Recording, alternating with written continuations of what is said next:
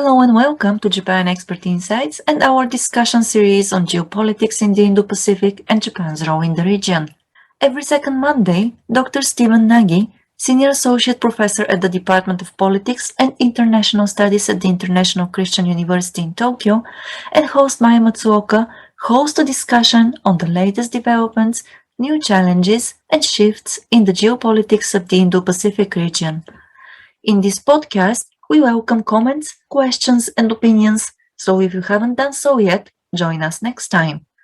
In the meantime, you can find us at japanexpertinsights.com and our YouTube channel, where we upload audio episodes on Japanese politics, business insights, and the Japan's role in the Indo-Pacific region. So good evening to everybody, or good morning, depending on where you are. Thank you for joining us. Today we've got, once again, Dr. Nagy with us, and also Ambassador Bosato. We're going to hear the briefing from Dr. Nagy first, and then we'll open the room for discussion. Please feel free to join us at any time. Raise your hand and let me know that you are ready to come up on stage so that we can continue or start the discussion. And without any further ado, Stephen, let's begin then. All right, Maya, thank you very much for organizing tonight, and thank you again to all our friends and listeners that are on the call this evening. It's great to be here. I was just saying to Maya, Tokyo has become a little bit milder, which is wonderful. Hopefully it'll stay like this, but not as mild, and it's certainly not as hot as the politics of the Pacific Islands over the past 5 or 6 months. And this is the topic of tonight's Indo-Pacific, or the geopolitics of the Indo-Pacific with Japan experts, is looking at great power politics in the Indo-Pacific and how it relates to the Pacific Islands. And some good places to start here is to look at what are the needs of the Pacific Islands and how they particularly fit within the broader free and open Indo-Pacific concept. So I'd like to start there, and then next I'd like to prioritize why, or introduce why I think the Pacific Islands have become one of the pivot points for competition within the region. And here I'm going to focus on sea lines of communication, but also maritime resources that are located there. And this is an important area to discuss. And then lastly, what are the prospects for the region in general? Are we going to see a massive amount of investment? Are we going to see a continued underinvestment within the region? Are we going to see more of or something else? And I think that's an important area to start with.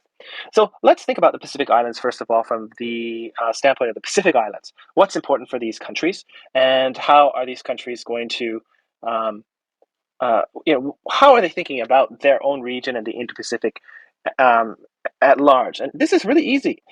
In fact, they're thinking about climate change, and they're thinking about climate change, and they're thinking about the existence of their state. Climate change is real. What we see is sea levels are increasing. The severity of storms are increasing, and it is affecting the prosperity and viability of the Pacific Island states. Perhaps within our lifetime, some of the states that exist there, and here perhaps Dr. Bosato or Ambassador Dr. Bosato can shed some light here, the nature of the Pacific Islands and the challenges that they face.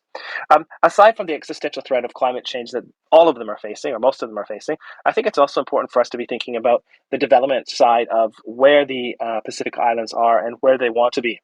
And here again, I think that we can think about their predicament or what they want from the standpoint of development or underdevelopment, from the standpoint that they feel somewhat like they are mistreated colonial subjects by some of the countries within the region. And as a result, they have decided to pursue a more strategically autonomous course moving forward to try and get resources from outside players. And in this case, we're talking about China. And this is why we've seen China over the past year, but in particular since April, March, really reach out to the islands and try to provide some substantial resources through the Belt Road Initiative, but also through potential security pacts to provide some resources to the Solomon Islands in particular. But again, thinking about this in terms of how they can improve their situation. Now, we don't know if the Solomon Islands and the other countries are negotiating, their engagement with China is a negotiating strategy, or if it's a sincere engagement, or a mixture of the two. But I think that's a really important starting point for us to be thinking about the Pacific Islands. Again, this idea of the existential threat they face from climate change, the developmental challenges that they face, and I think in many ways geopolitical obscurity that they're seen as a useful tool for the competition for recognition by Taiwan and China. They're seen as sometimes a useful tool by Australia or the United States for various issues, but by and large, they feel marginalized and underrepresented, and that their issues are not represented in the United Nations or in the international community. So the next thing I wanted to talk about, why are the Pacific Islands becoming an important point for competition between China and the United States? And here there's really two or three different reasons. We've talked about sea lines of communication as important routes to transport goods in and out of the region. That continues to be a key aspect of the Pacific Island nations, where they will represent future sea lanes of communication that traverse the Pacific Ocean. Important telecommunication underwater cables go through much of that region as well. And here, this is a geopolitical area of challenge or concern in that if these cables were cut, it would create challenges for communication and other issues. But I also think that what we call the maritime resources and the exclusive economic zones associated with the maritime territories of these states are particularly important for emerging countries like China and their massive, massive, massive need to get maritime resources. And I'm talking about fishery resources, but also potential natural resources and energy resources that can be mined from these particular areas. So this is a real critical area. And when we look at the map of the Pacific Islands and we think about the maritime exclusive zones that exist and make up the large amount of territory, it's really, really significant. And a country that can make headways or can make strong relations with these countries can potentially exploit these resources or have a monopoly on these resources, which would create challenges for the global community. So sea lines of communication, maritime resources are really, really important. And then lastly, I think importantly, the diplomatic position that these islands face, in particular with regards to the recognition of Taiwan or of China as being the real representative of China, is also an important area that we can be talking about. And here again, Ambassador Bosato may want to provide some feedback here. So thinking about these areas, so we've talked about the Pacific Islands needs. We've talked about I guess, what great powers are interested in the particular region. And you probably noticed that I didn't say great powers are sincerely interested in development or sincerely interested in the prosperity of these countries. Rather, they looked at these countries through an interest-based approach. The last part, again, is where does they fit in within this Indo-Pacific, free and open Indo-Pacific idea, and what is the prospects for this region moving forward? And when we think about where the Pacific Islands fit within the Indo-Pacific, I think that we can think about it through three or four different ways. First, again, going back to this idea of sea lines of communication that are managed by a set of rules that are agreed upon by like-minded countries. Two, those natural resources that I think will be increasingly important as countries develop, or sea lines of communication break down and countries need to secure natural resources in their backyard. Three, they play an important role in the normative construction of the region. And what that means is basically there's a lot of countries in the Pacific Islands, and if they buy into the free and open Indo-Pacific vision that has been laid out by many countries, then we're going to see broader consensus or critical mass of countries come together and try to shape the Indo-Pacific region along the lines of transparent rules-based behavior. Lastly, and I think importantly, whatever way we're thinking about the free and open Indo-Pacific, the reality is the Pacific Islands form the Pacific part of the free and open Indo-Pacific. It's very difficult to separate them. They play a role in terms of those natural resources. They play a role in terms of voting, but they're also important areas of competition that could create challenges moving forward. Back in May, Wang Yi, the foreign minister of China, did offer a security pact with the Solomon Islands, and the security pact was not transparent, and it created many concerns within the region. What would be what would this mean for the regional balance of power? And I think we should be clear is that the Chinese are interested in expanding their influence within the region to enhance their case vis-a-vis Taiwan, to get access to resources, but also to mount a security presence in Australia and New Zealand's backyard as a disincentive for their cooperation with the United States. Now, following this visit, we have, of course, the Japanese and the United States and other countries come together for the purpose of providing some financial aid, and they did this through the so-called group of Pacific Blue Cooperation Group, where Japan, the United States, France, Australia, New Zealand, and other countries would provide some cooperative aid Hello. with. Hi, Fabrizio. Oh, And finally. Yeah, you made it. Hello. Okay. I'll just Good finish in my evening. comments. Sure. Just a second.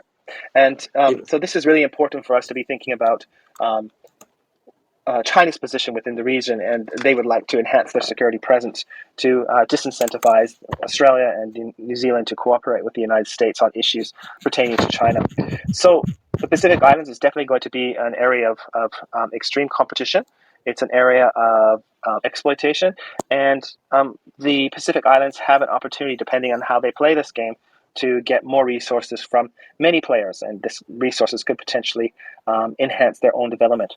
The question that I guess I'm left, and again, Dr. Bozzato or Ambassador Bozzato will probably elaborate, is what is the likelihood of a substantial improvement of their conditions in the islands with or without great power competition? And this is a real open question. Second is, is there really a role for the Pacific Islands in the free and open Indo-Pacific? And I think there is, but the reality is there buy-in within the Pacific Islands? And here again, I'll defer to Dr. Bozzato because this is his area of experience. So I'll stop there with my three opening kind of framing concepts, and I'm happy to invite Dr. Bozzato to share his views or anyone else. Professor Nagy, thank you very much. I hope that you can hear me now. Yes, we can. Very well.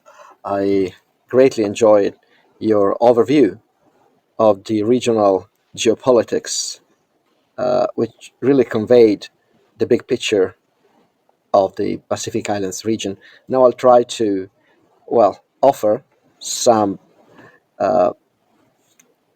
additional information and traits of the region. Well, I will start from your questions that are very important.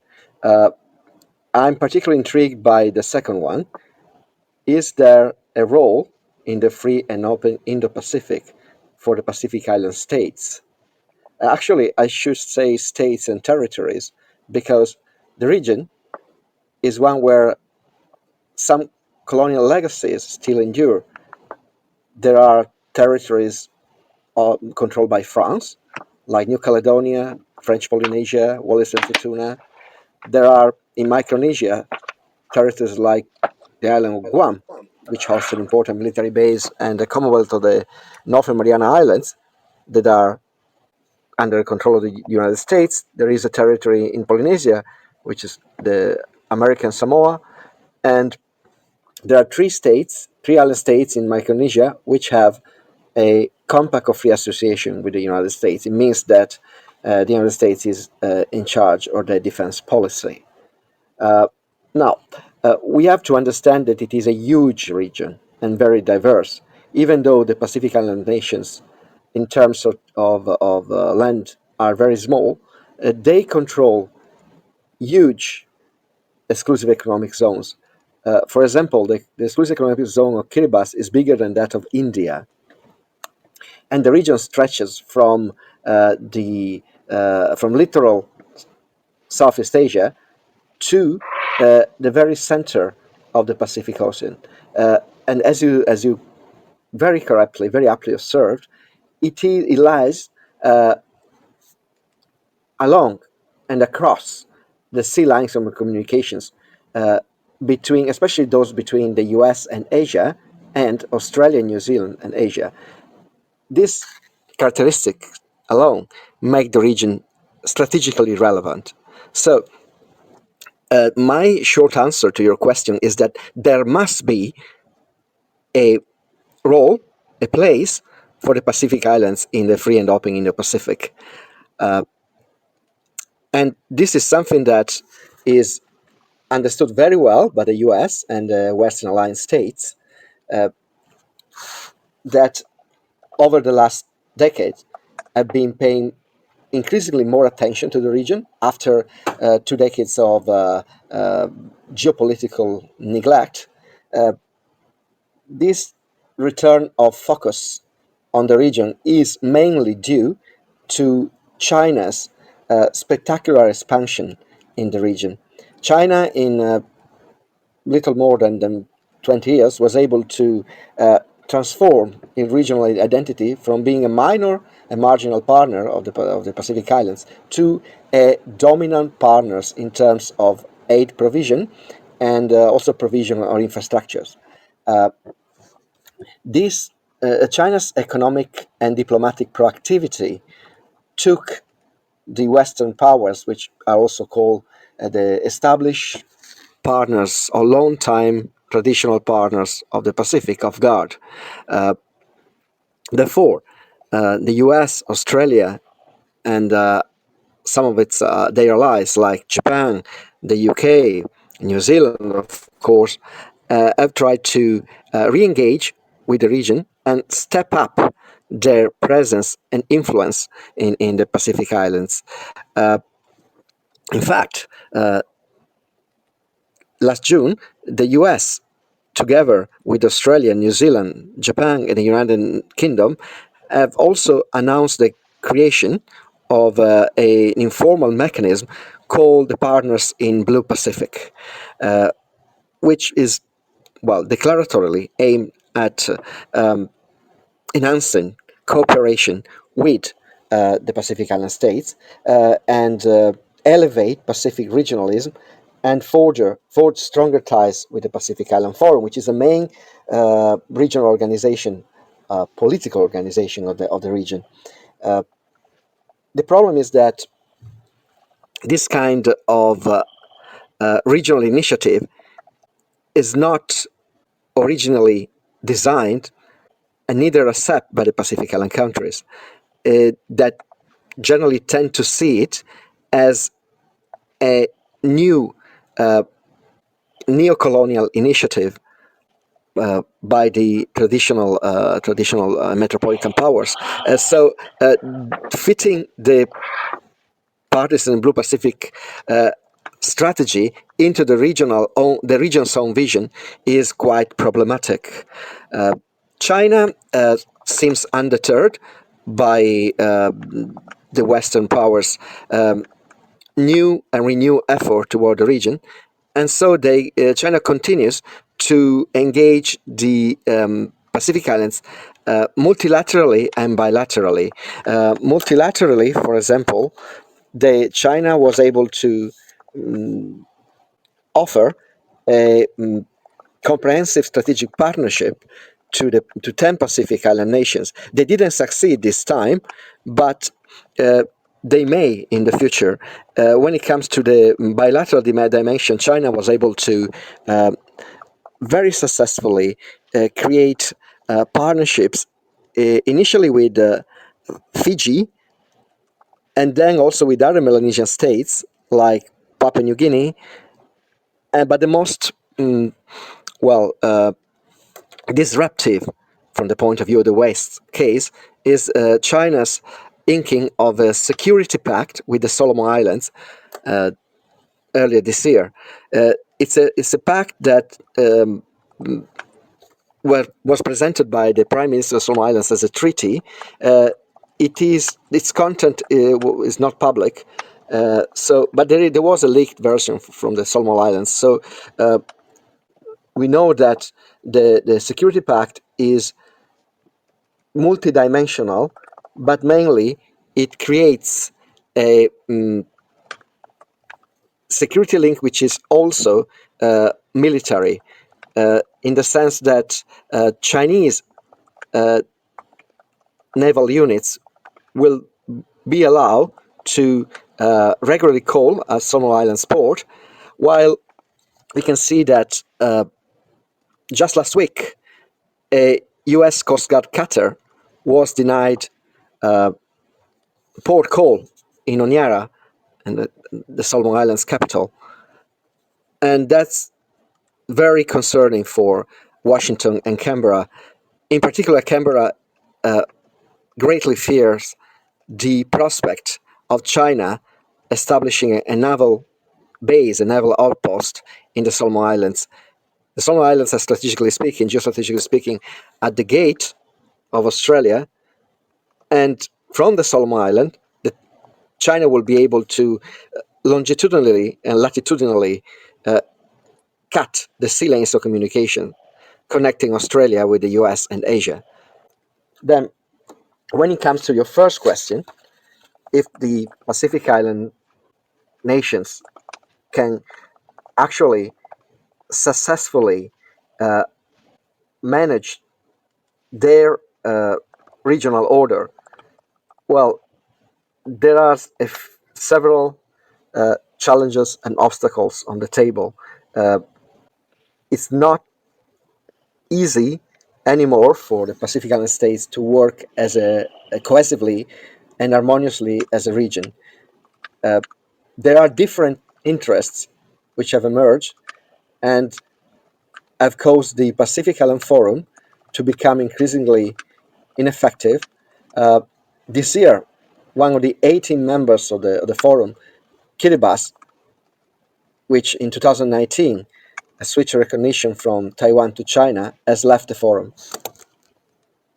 So also the Micronesian states, which should have a look at a map of the region and see that it is divided in three geographic and ethnic areas. Micronesia in the north, Melanesia in the southwest, and Polynesia in the southeast. The Micronesian powers, the Micronesian states, traditionally felt they were treated as the underdog by Melanesian states that are much bigger and better resources, and also Australia and New Zealand.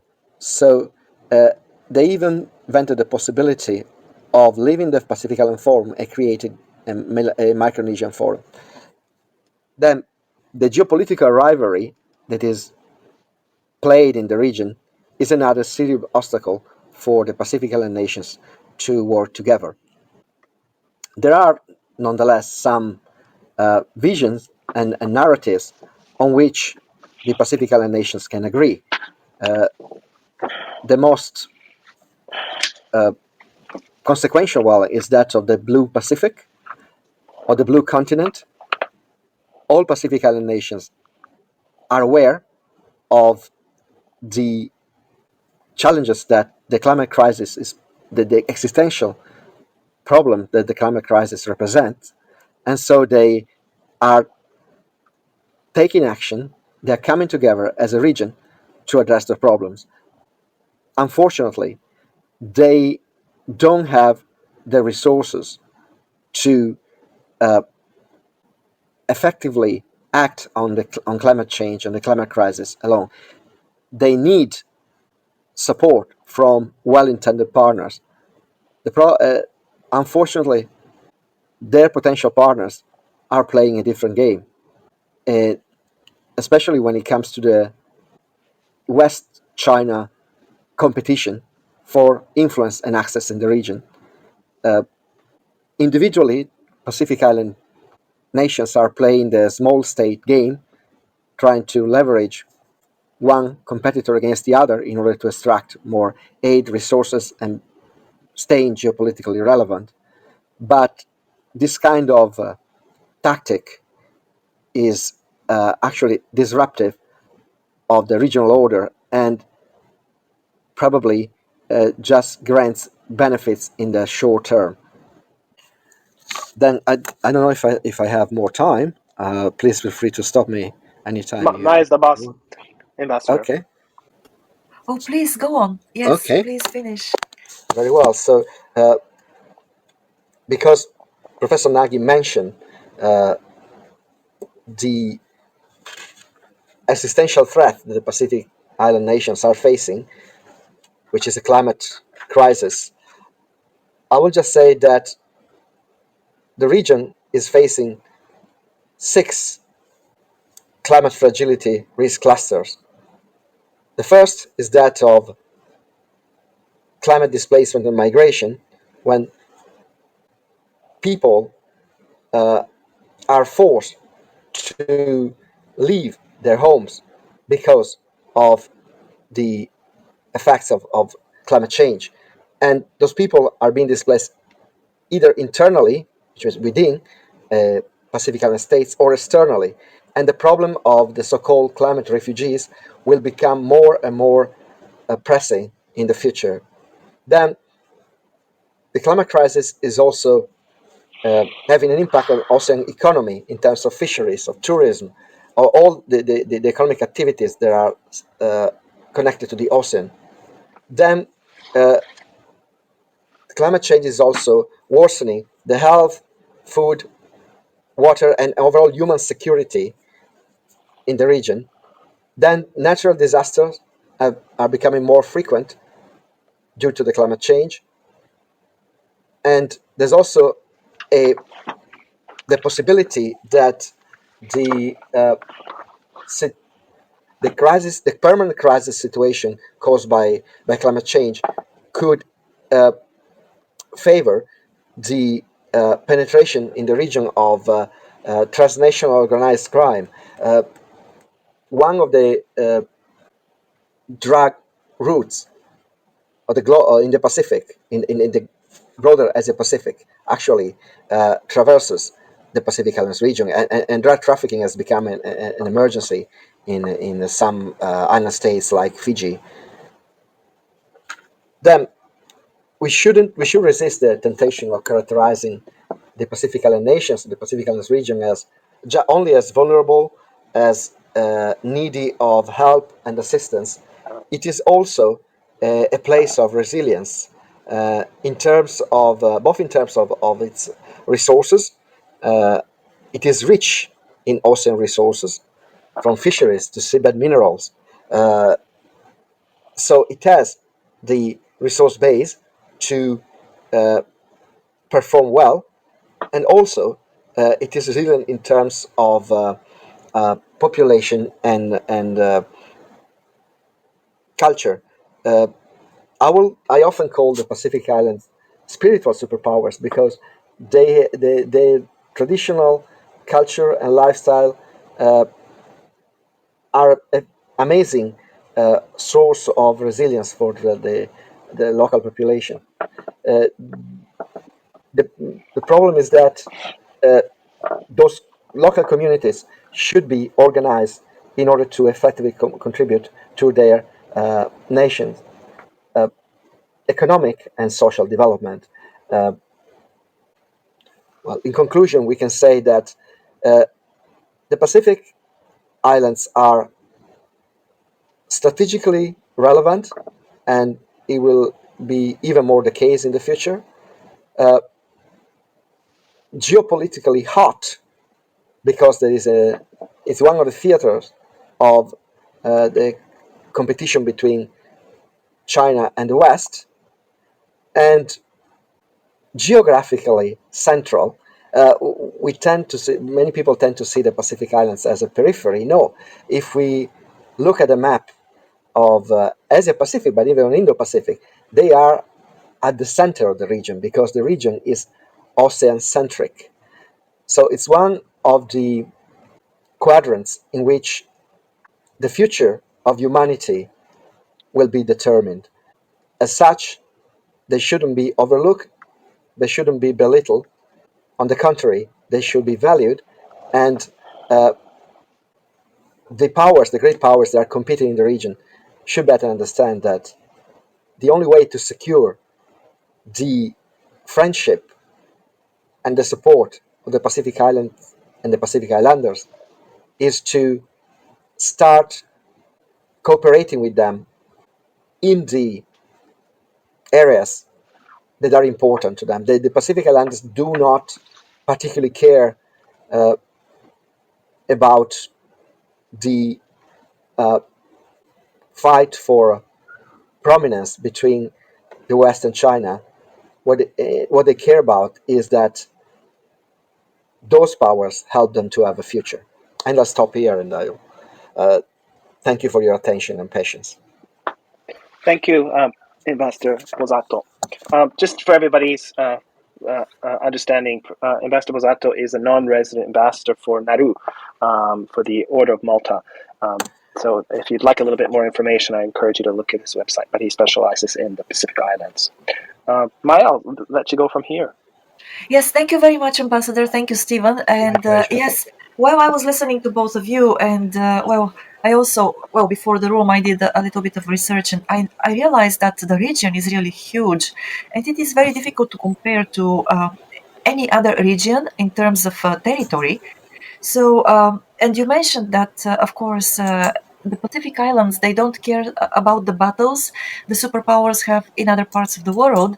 So, but they do need a future. And so, you mentioned also that China is trying to have multilateral and bilateral relations with the Pacific Island nations. But do you see this as a threat or as something that the nations can benefit from? Well, you know, I'll try to, if I may, offer what is the view, a general view of Pacific Islanders on that, even though I'm not one of them. But this is my understanding of how they see, how they look at the issue. Uh, the fact that China intends to play a role in the region is not necessarily a threat for them. It is actually an opportunity because, first of all, it provides them with an alternative to partnership with Western powers or their traditional partners. And also, they are aware that China is a powerhouse, economic powerhouse, a technology powerhouse. It is a political and diplomatic partner. So they are not necessarily averse to China playing a role in the region. They are also, of course, they are aware that China in other parts of the world and also in the Pacific tries to secure the loyalty of the political elites with in questionable less transparent ways. That there is the risk of falling in a debt trap with China. That Chinese interests can exploit the natural resources of the region, but at the same time, they know that China offers infrastructures, the kind of infrastructures that the traditional partners usually do not wish to offer or do not consider a priority. And also, in the Pacific, there is this idea that one competitor can be leveraged against the other in order to extract or receive aid from both sides. And since the competitors try to outbid each other, this translates into a bigger, larger flux of aid, assistance, and attention to the region and its members. So uh, the problem or the geostrategic problem is mainly for traditional powers like Australia, but also the US, but also France, that has territories there, as I said, or former colonial powers like the UK. Even Japan may have a problem with that because if China is will become the uh, dominant power in the region, then also Japan will feel threatened, especially in Micronesia. So the point is that Pacific Islanders are quite annoyed with their external partners because even though uh, in public uh, in the public arena they those partners state that they want to help the island nations uh, addressing the climate crisis and emergency. Uh, Actually, they there are many geopolitical games that are played over the heads of the Pacific Island nations. There are, for example, the partners in the Blue Pacific is seen as a cooptation of the regional agenda rather than a contribution to it, and for ends that are not those, or for a purpose this is not that of the Pacific Island nations. And there's also the legacy of history. While the Western powers have a colonial legacy in the Pacific, China has not. Actually, it presents itself as a success story, a nation that was able to become a global economic power from a situation of backwardness and semi-colonization. And so when in some cases, Pacific Island leaders that have signed pact with China even declared that they their decisions, their uh, newly forged partnership with China, put them on the right side of history. And well, even middle powers like Australia, but alone do not have the uh, economic might and the resources and even the uh, political diplomatic uh, influence to resist China's foray into the region. Uh, so the regional order is in flux, and China's presence in the region has changed what can we call the geopolitical DNA of many Pacific Islands countries. This say the Pacific Islands do not wish to see the rise of a regional hegemon. They would prefer to see a situation of multilateralism or multilateral influence in the Pacific, a situation in which they can remain relevant and actually surf the wave of great power competition. Thank you very much for the answer. So I believe that there are quite a few other questions in addition to mine. First, we've got Lynn with us. Lynn, hello. Yes, hello, Maya. Let's hope that the Okay. internet, my internet connection is stable today, so I can hear the discussion. So I could be honest that I do not much know much about the Pacific region, but I've just read information that I am not sure if it reflects the reality or not. So to what I read, there are many people in the Pacific region see China as a friendly partner due to the amount of China's infrastructure support and educational support. Um, the reason that I find it quite surprising is because from the Southeast Asian perspective, China is considered an important partner, but not a trustworthy partner, despite its also big investment in the Southeast Asian region. So I'm just curious to know how Pacific Islands see China in reality. Is there skepticism about China in the region? Thank you for your question, which is very poignant one. Uh, well, there are different perceptions of China uh, in the region. Uh, that difference in perception uh, depends not only on which Pacific Island states we consider, but also uh, on uh, the socio-political, uh, you know, social areas that we consider. Normally, uh, or very frequently, there is a very positive assessment or perception uh, of China in among the political and economic elites of the island, because they are the ones directly benefiting from China's involvement. You mentioned educational support.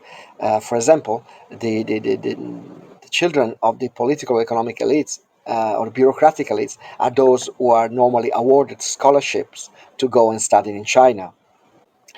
And more frequently, those scholarship recipients uh, hail from the urban areas, the capital cities of the Pacific Island states, rather than from the villages. Uh, then, one element of difference between China's uh, engagement of areas like Southeast Asia or Africa or Latin America is that the magnitude, the size, uh, the quantity of investments that are needed by the Chinese to uh, win friends in the Pacific Islands is very small, if compared, minuscule, if compared to the kind of investment effort that China has to make in Africa or in Latin America. So in the Pacific, China can uh, get a lot from very small investments. Uh, there's also another regional peculiarity that warrants to be mentioned. Uh, Even though they are very small nations, Pacific Island states are members in the United Nations and other international organizations and fora. So they are collectively they are an important voting bloc, and since their allegiance can be earned with or secured with very little investment, that constitutes an incentive for China to be involved in the region. And well, when it comes to infrastructure, we have to we shouldn't think in terms of mega projects. For small island states, a new road, the expansion of a port, a public lighting system for a village are actually important infrastructures that make the difference.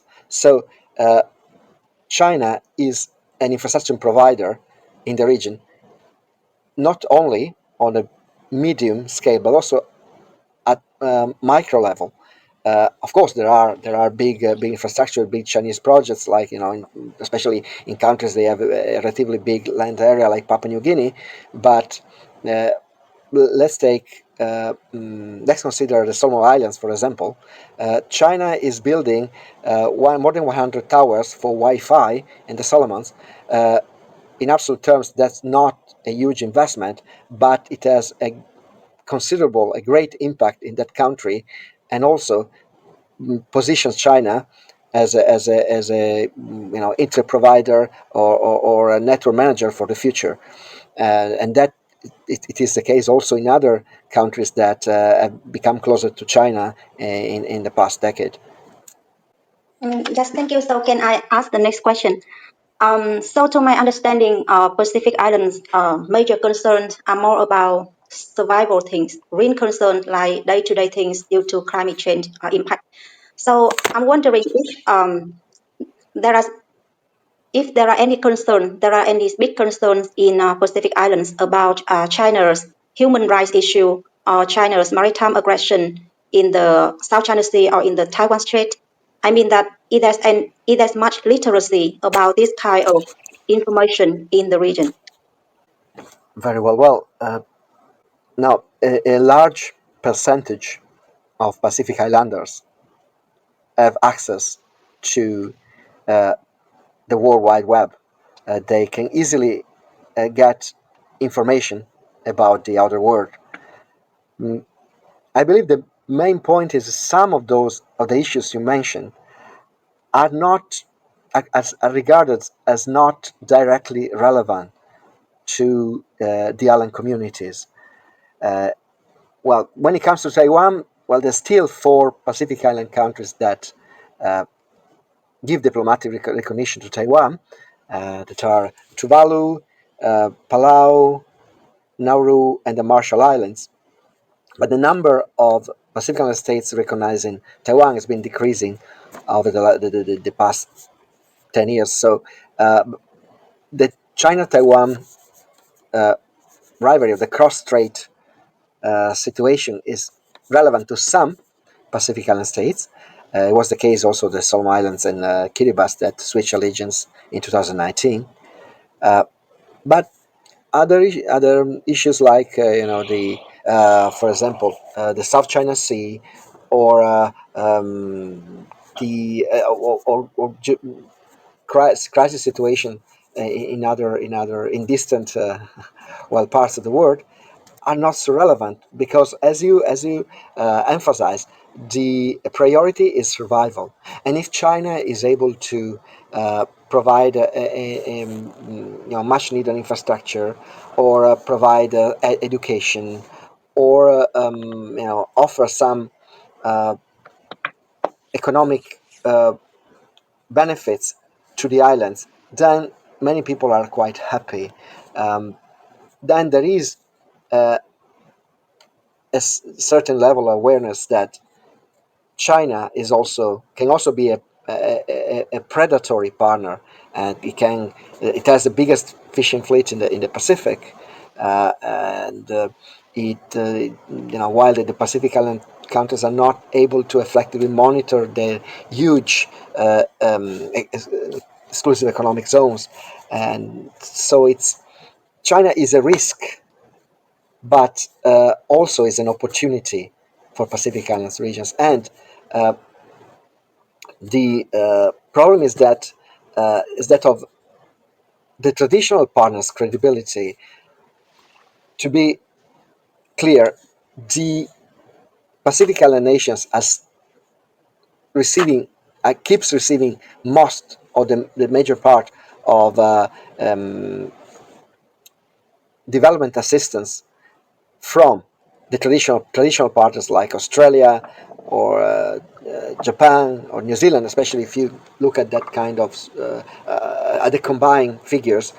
But they also have the understanding that they don't need enemies; they actually need all the friends they can get, because the situation is so critical that more friends means more support, more development assistance, more aid, more assistance in case of natural disasters or social instability, like it happened in the Solomon Islands. Like it has happened in the Solomon Islands over the last 20 years.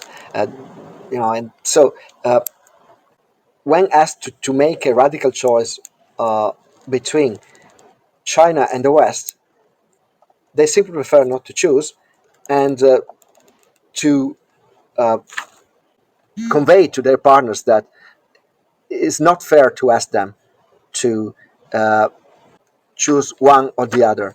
Uh, they, for this reason, they would like to see a situation of multipolarity in the wider Indo-Pacific, rather than seeing the Indo-Pacific as a mega region in which there is a dominant group of powers.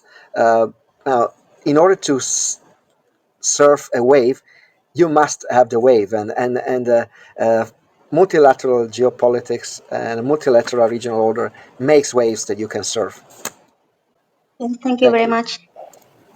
Thank you, Lynn. And also, I can see that in one of your articles you talk about dependency on external assistance. So, how high is the degree of that dependency among the Pacific Island nations? And yeah, how serious it is, and what is the threat It of that dependency if it is, well, depending on the degree, of course. Yes. Uh, Thank you. Well, as you said, we should. The region is huge and diverse, so um, also uh, dependency has a different meaning according to the case we consider. Uh, because of their size, and because of their diseconomies of scale, because of their stage of development, most Pacific Island states are going to remain dependent on external support and assistance. Uh, the problem is also what the partners of the island states make of that dependence, of that situation of need. Good partners will choose to provide the kind of assistance that creates enduring ties between them and the islands, without uh, putting the island nations in a situation of becoming minions.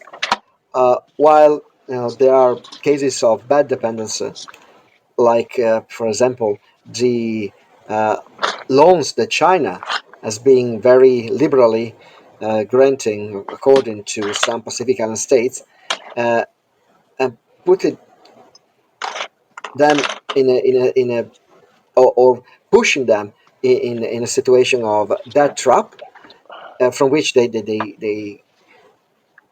cannot escape, or they can hardly escape. Uh, then the I believe the best way to make the islands and the peoples of the Pacific Island states less dependent is to integrate them in regional economic architecture on the one hand. On the other hand, is to assist them at grassroots level. Uh, as I say, they don't need big infrastructures or very ambitious and grand aid projects. They just they rather need to be uh, assisted at local community level and to be helped to create uh, economic opportunities for for people in the villages, or the students that once they finish the studies, the course of study will find themselves unemployed. Uh, that will, as you can understand, will create social instability. Uh, so the choice is not only one between uh, dependency and development, is also a choice between uh, good partnership and bad partnership. Uh, for example, Australia is now offering more visas and new types of visas to Pacific Islanders to go and work in Australia or be seasonal workers in Australia. Uh, that is a step in the right direction, I believe, because those people will be able to send the remittances back home and support their families, and also psychologically will think they have a future. So if their home countries are small, uh, the region is big, and the region should find a way to uh, make the Pacific Island countries, the Pacific Island nations, less dependent, and give them better prospect for the future decades. Also, some of those nations are going to face several or serious tragic problems with rising sea levels, and people will be displaced, will have to leave their homes, their islands, because of climate change, will have to be accommodated somewhere. So, looking at the future, Pacific Island partners should also uh, find a way to uh, welcome Pacific Islanders that will be the victims of climate change. That alone will be a proof of goodwill and friendship. This said, the Pacific Islands will continue to need uh, the assistance of the rest of the world, and that's a fact of life. They know that. The point is how and why that assistance is given. Yes, and I have one more question to you. You said that it is important that the Pacific Islands they actually think strategically about the development, and there are actually the choices between good and bad partnerships, but is there an initiative among the island nations to ensure that there is a framework that allows or that protects them actually from entering bad relationships, because that is how I can see it. If you really want to be protected, you need to think about that by yourself first, because while it is a natural thing that there will be good partnerships and good partners in the future, there will be inevitably partnerships and partners that do not belong to that category. So, are there any frameworks that can be set or created and developed among the Pacific Island nations so that they can ensure that their development is not endangered? Well, now the Pacific Islands, a long time, have been able to develop a very complex regional architecture. Uh, so Pacific regionalism, even though uh, is going through a difficult phase right now, uh, can represent the framework for engaging the island countries in a safer and more productive way. The Pacific Island Forum leaders have said many times that external partners should go through the Pacific Regional Fora and organization to reach to their members. The problem is that so far what we've been seeing is China on one hand and the Western powers on the other trying to co-opt those co-opt Pacific regionalism for uh, their own purposes, or just trying to circumvent them, or to go around them, and engage and reach to or negotiate with the Pacific Island countries on a bilateral terms. That so the fact that Pacific regionalism in that way is not valued as a resource, but just used as a mean to an end. Um, but there are signs that Pacific Island, most Pacific Islands are still thinking regionally. The very fact that uh, China tried to offer a comprehensive strategic partnership to the region, but most regional states declined it because they felt that the proposal didn't go through the right channels, uh, is a strong indication that there is a basic understanding on the part of the Pacific Islands that collectively they are stronger vis-a-vis powers that are interested in the region for serving their own grand strategy. Even the Pacific, even though the Pacific Islands are small, they have their priorities, they have this strategic outlook. So I will say strengthening Pacific Island regionalism is a good way to ensure that interaction with extra-regional players and actors will be fairer and safer. Thank you. Thank you very much for the answer. So, well, it looks like we haven't gotten any other raised hands. Maybe I'll ask Dr. Rosato a question about. We've talked about competition, and it sounds like zero sum, right? Either China wins the competition Yeah. or the West does. What about opportunities for cooperation in the Pacific Islands? Do you think that if the Pacific Blue Cooperation Network that was proposed by Japan and the U.S. and French, etc., said, "Hey, China, why don't you join us?" Do you think that they would, or would that be a non-starter? That's a non sorry for. Well, I would very much like to see the uh, well the members of the partners in the Blue Pacific initiative extending a hand to China for the sake of cooperating in the region, but I cannot see it happening.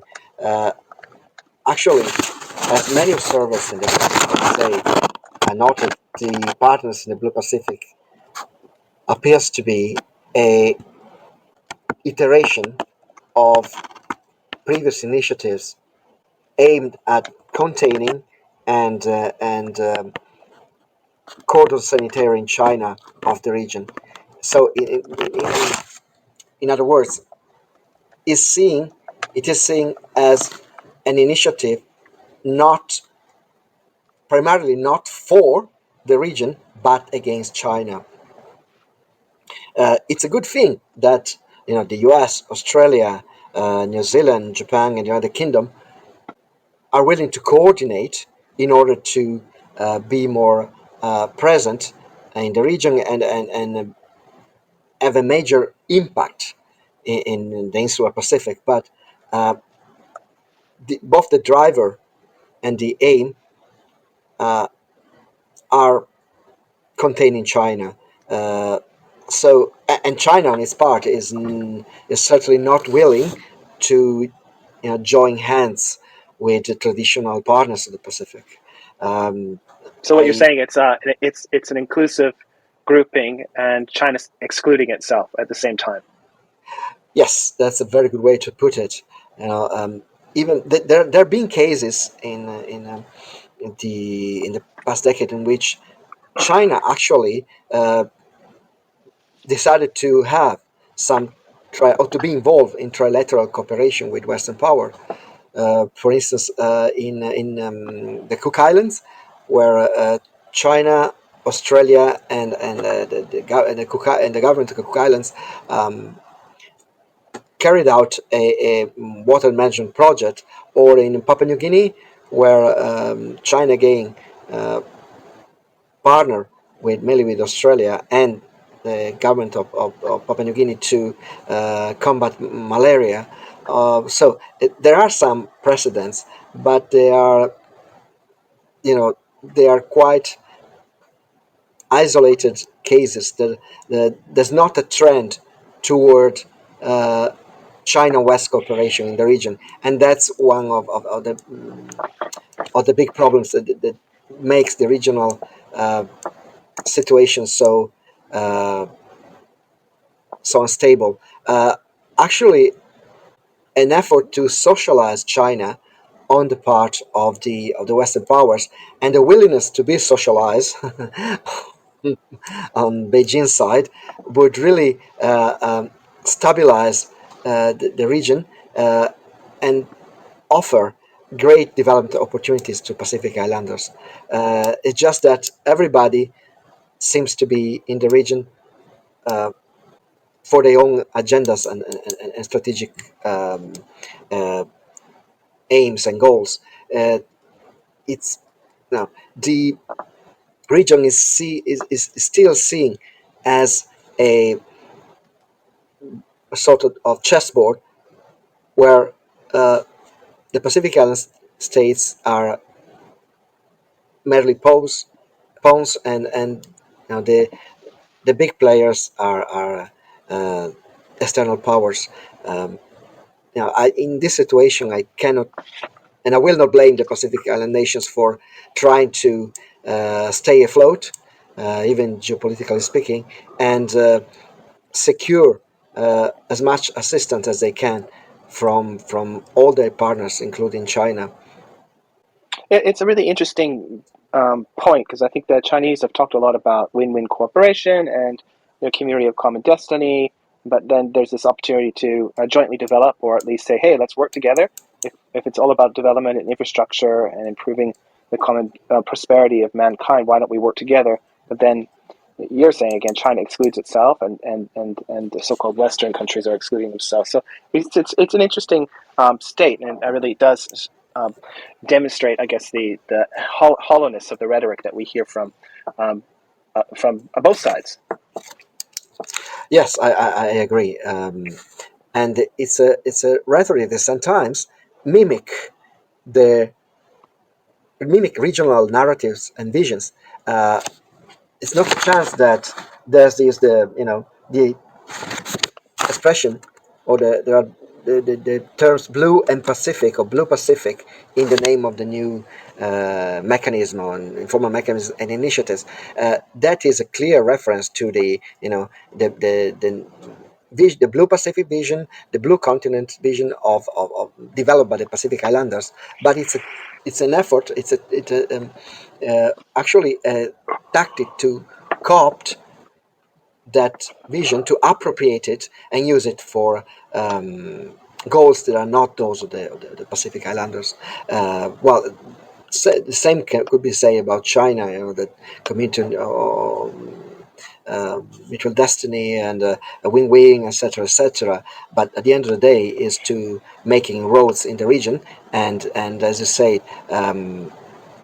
getting a competitive edge in a game that is still unfortunately seeing as zero sum. Mm. Yeah, it's fascinating, because again, these problems could, would some of the problems they're facing, I'm not sure if that can actually be dealt with, but um, the collective resources of China and other countries really could provide a lot of additional aid. And it seems that great power competition and fear for compromise would have consequences for the domestic audiences on both sides. Yeah, also because the global geopolitical situation is not conducive to cooperation in the Pacific Islands region. Yeah, it's a challenge. It's a challenge, yeah, and it's the region is seen as a quadrant, a theater where uh, uh, the big players can compete with relatively little investment and effort. At the same time, as we said at the beginning of this conversation, it is uh, a region traversed by sea lanes of communications that in the future will become uh, crucial for the security of Indo-Pacific powers and also for the mega region economy, and control of those maritime expanses uh, is one of the priorities of all great players in all big players in the region. Um, and uh, this is why I believe that a rules-based order, but when I talk about rules, I talk about actually uh, fair rules and win-win rules order will be a great idea in the Pacific Islands region and the wider Indo-Pacific. Uh, the problem is that uh, I cannot see much political will or vision on part of most of the players.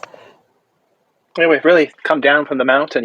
Back in 2019, when the late Prime Minister Abe visited Beijing, and they inked 55 third country infrastructure projects. And you'd think that would be the fertile, or Pacific Islands would be fertile ground for this kind of cooperation between Japan and China, or China and a broader group of countries to provide some public good. But obviously, they're not there yet. And it really, again, speaks to the challenges of geopolitics and how that affects the Pacific Islands. Yeah, what we are seeing now is basically an auction, a diplomatic auction happening in the region. I have some better hopes for the Western powers since we're talking about democracies and uh, states and societies that uphold or should uphold certain values. So I hope that coordination and cooperation among those traditional partners uh, will improve, become more intense and functional in order to also uh, provide a better kind of assistance to the Pacific Island nations. Uh, it's I I don't want to sound maybe I sounded too pessimistic. There are also reasons for hope. Uh, I believe that there's a lot that traditional powers, Western partners can do for the region, and if they play their cards well and they actually act for the good of the Pacific Islanders, then they will accrue a asset of trust and friendship that really make the difference in the region. And China, well, in the long run, may even come along and decide to uh, really cooperate with the Western powers and the Pacific Island nations for the future of humanity, because the future of humanity right now is decided also in the Pacific. I want to be very practical. I will end here. In order to secure or to procure the strategic minerals that are needed for green revolutions and for the change of technological paradigm, we'll have to look at the ocean floor mineral resources. And the development of the resources should happen in the interest of all humanity. That could be a field in which technological powerhouses of the East and of the West should cooperate. Thank you. Well, thank you very much, Ambassador. It was really thoughtful and a lot of detail and granular information for our audience members. So a real big thanks for you joining us tonight and sharing your experience in the region, both as a scholar and an academic, or a scholar and an ambassador. Thank you very much. Again, thank you for having me tonight, and I look forward to the next time, the next opportunity. Thank you also to the audience, because I understand they've been enduring me for a while. I hope that I was able to offer some useful information, or some ideas, some valid ideas. And again, have a nice evening. And thanks, Stephen. Again, you are a luminous example of a scholar and a navigator of the geopolitical currents of the Indo-Pacific. Thanks. Thank you for your kind words, and I really appreciate you coming on today, and again, Maya moderating today's session. Thank you very much, Ambassador Busato, and thank you, Stephen. So it's almost 9:30, and I'll just read the last comment by Hiroaki here. So, okay, so it is like Uniqlo's common heritage of mankind cooperation for Pacific Island. Oh no, this is the question. Sorry, the comment then will be peaceful and prosperous sea of the Indo-Pacific should be a new concept. So, and I would like to close the room with this because, yes, it is the time when we usually say goodbye or good night. Thank you very much, Hiroaki, for your ideas and questions here. Ambassador Busato talked about the Wi-Fi towers and, connectivity as well. Stephen did the same earlier. So if you have time, please listen to the recording of this session. With this, thank you very much to everybody who stayed with us, joined us, and we'll be here once again in 2 weeks. We hope to see you here again. So take care and have a great week. Thank you. This was Japan Expert Insights on geopolitics in the Indo-Pacific and Japan's role in the region. Thank you for coming and staying with us today. We will be on air in 2 weeks on Monday at 8:30 p.m. Japan time again. So join us. Until then, you can find us at japanexpertinsights.com and our YouTube channel, where we upload audio episodes on Japanese politics, business insights, and the role of Japan in the Indo-Pacific region. If you want to stay informed about our upcoming events, you can follow us on Clubhouse, LinkedIn, Twitter, and Facebook. Again, we are looking forward to your joining us next week. Until then, stay well and make every day count.